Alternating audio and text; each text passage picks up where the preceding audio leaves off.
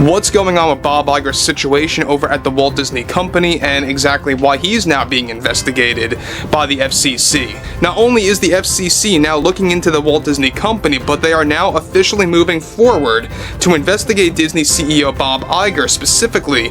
And Disney decided to hire the most insufferable girl boss narcissist that exists on Earth. Other movie companies are going to look at her and they're going to say box office poison.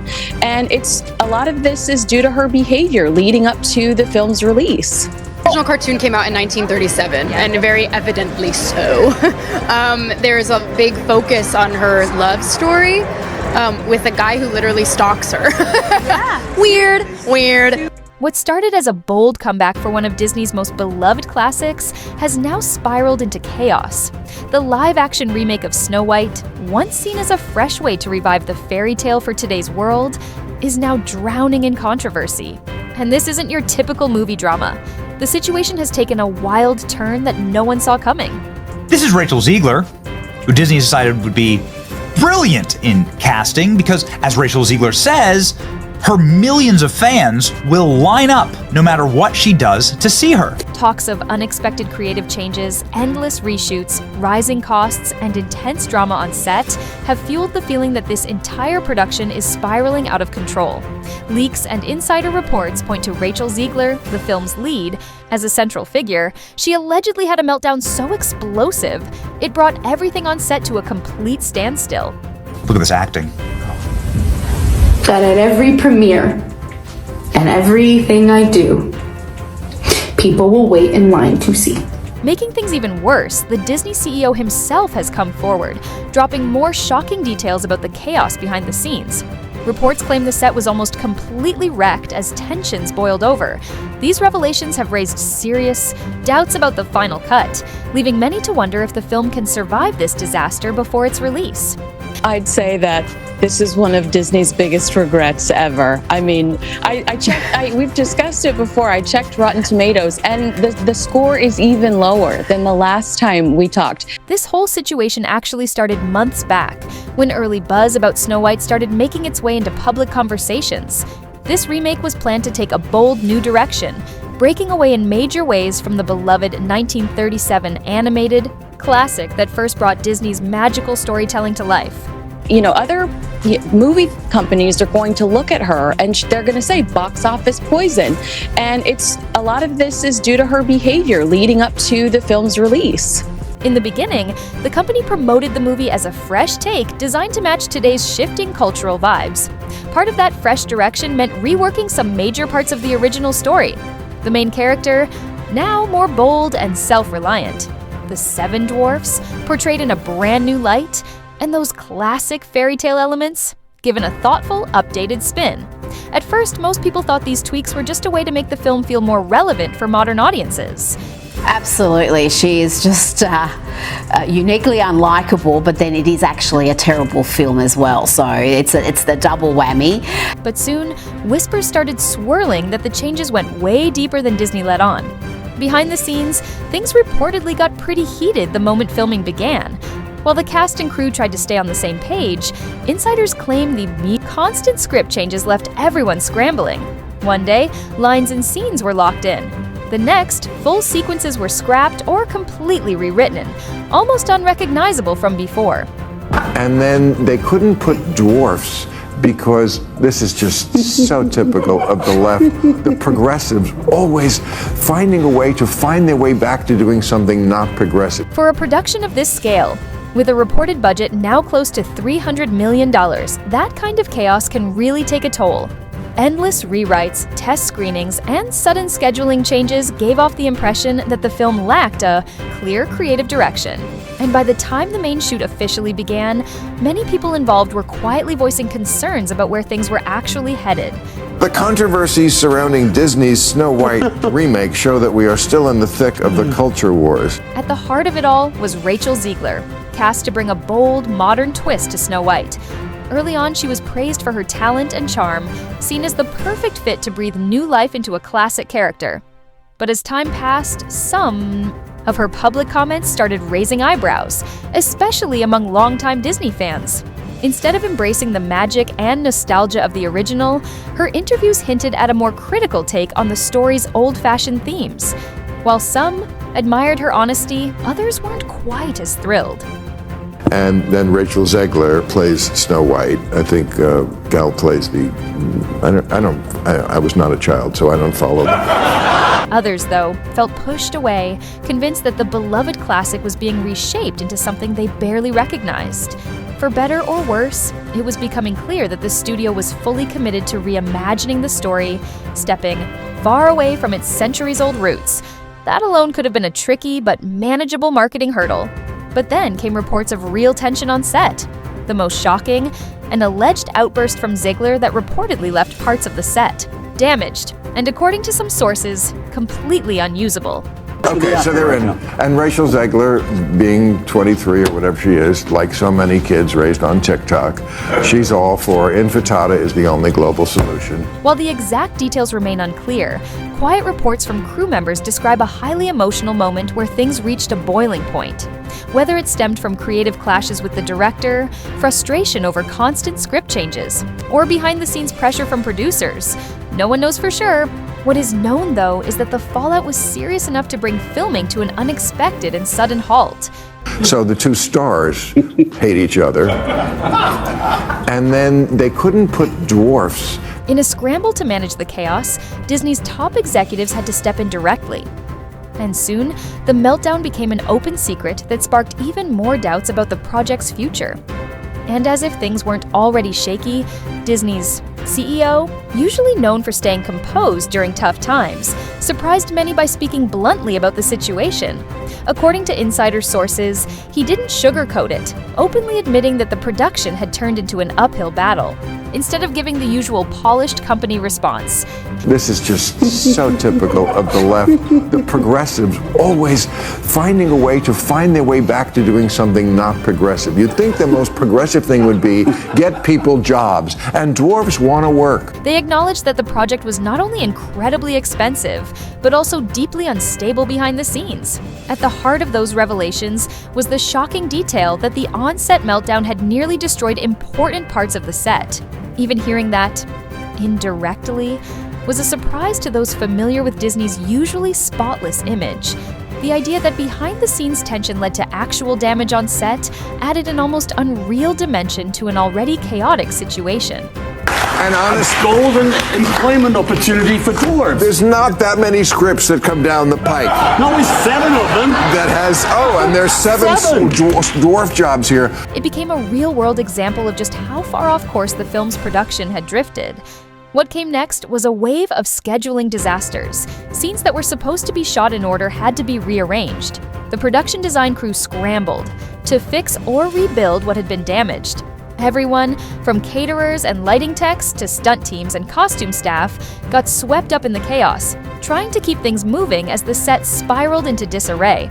Literally no offense to anything. They're very proud to cast a Latino actress as Snow White. It makes no sense to me. You're progressive in one way, but you're still making that backward story of 7 dwarves living in a cave. What the are you doing, man? Rumors soon began to swirl that the meltdown wasn't just a one-time incident. In fact, tensions between Zegler and key members of the production team had reportedly been brewing for weeks. The outburst simply made it impossible for Disney to keep the conflict hidden any longer. At the same time, reports started surfacing about the film's test screenings. According to several insiders, the early versions shown to select audiences didn't receive the kind of excitement Disney had been hoping for.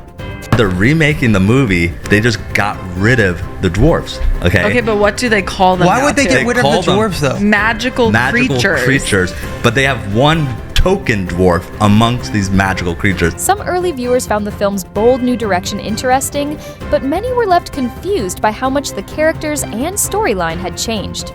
There were also growing comments about a mismatch in tone, like the movie couldn't decide if it wanted to be a deep modern retelling or a grand magical throwback to Disney's golden age. Soon, word spread that the studio had approved not just one, but several rounds of major reshoots to try and fix the growing concerns. I think it was Peter Dinklage said, this is, this is not right. This is demeaning. And they were like, what? We just want to work. We're dwarves. Most big budget films go through minor reshoots or quick pickup shots, but what happened here was on another level. Full sets were reportedly rebuilt, and major portions of the story had to be reworked, a rare and costly move. With the Meltdown, adding to the chaos, the total budget quickly spiraled. During this time, Disney's usual publicity machine went quiet. Plans for red carpet appearances, teaser drops at major events, and potential brand tie-ins were delayed or quietly scrapped. Fans began speculating wildly, especially as the studio gave no clear reason for the silence. Some believed Disney wasn't sure how to market the film without upsetting fans of the 1937 classic, while others thought the execs were simply waiting for a more complete version of the movie before launching a proper campaign. So, ho, ho, ho. Anyway. Well, here's actually Rachel Zegler, who is the new Snow White, and she's talking about Snow White being woke. Around this time, the CEO made new statements that only added fuel to the fire. They spoke candidly about the growing pressure to deliver a box office success that could justify the massive spending. With several of Disney's other films struggling, Snow White was shaping up to be a make-or-break moment, especially for the future of the live-action remake strategy. Instead of brushing off the situation, the CEO admitted that the film's creative direction had shifted multiple times. They also acknowledged that behind-the-scenes issues, including those involving the lead actress, made the process more difficult than expected. Then came a real bombshell. Anonymous crew members came forward, confirming that the Meltdown wasn't overblown. According to their accounts, the damage on set was so severe, it required more than quick fixes. It called for a partial rebuild of major filming locations.